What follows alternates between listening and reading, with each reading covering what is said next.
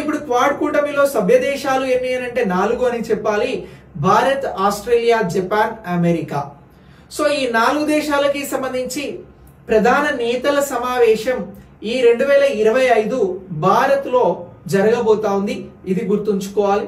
ఇక ఈ 2025కి సంబంధించి జనవరి 21న ఈ క్వాడ్ గ్రూప్ కి సంబంధించిన విదేశీ మంత్రులు, ఎక్స్టర్నల్ అఫైర్స్ మినిస్టర్స్ సమావేశం అనేది వాషింగ్టన్ DC అమెరికాలో జరిగింది అని చెప్పేసి కూడా గుర్తించాల్సి ఉంటది.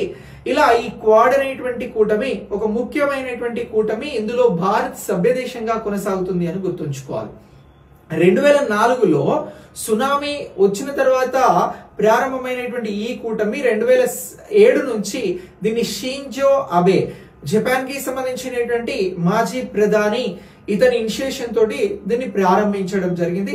2021 నుంచి ఈ క్వాడ్ కూటమికి సంబంధించిన సమావేశాలు జరుగుతా ఉన్నాయి. 2021లో వర్చువల్ విధానంలో ఈ కూటమి సమావేశం అనేది జరిగినది. ఇక నెక్స్ట్ ఈ 2025 సమావేశం భారత్ లో జరుగుతా ఉంది. 2024 సమావేశం అమెరికాలో జరిగింది అనేటువంటి అంశాన్ని కూడా మనం ఇక్కడ గుర్తించాల్సి ఉంటది. అయితే క్వాడ్ కి సంబంధించి ఈ ఇండియన్ ఓషన్, పసిఫిక్ ఓషన్స్ కి సంబంధించి మరికొన్ని దేశాలను క్వాడ్ ప్లస్ గా పిలుస్తా ఉన్నారు. ఆ దేశాలు ఏమిటి అని అంటే 3 దేశాల పేర్లను గుర్తుంచుకోవాలి. క్వాడ్ ప్లస్ లో ఎవరు కొనసాగుతా ఉన్నారు అని అంటే సౌత్ కొరియా, దక్షిణ కొరియా కొనసాగుతా ఉంది. న్యూజిలాండ్ కూడా ఉంది. దీనితో పాటు వియత్నాం అనేటువంటి దేశాలు క్వాడ్ ప్లస్ గా పిలుస్తా ఉన్నాం. క్వాడ్ ఏమిటి అని అంటే జపాన్, భారత్, ఆస్ట్రేలియా, అమెరికా అని చెప్పేసి గుర్తుంచుకోండి. ఈ పాయింట్ ఆఫ్ వ్యూలో ఎగ్జామినేషన్ లో క్వశ్చన్స్ వస్తాయి. ఎక్కడ క్వశ్చన్ వచ్చినా ఈ అంశాలను మీరు ఆన్సర్ గా గుర్తించగలిగితే మీకు 1 మార్క్ వస్తుంది.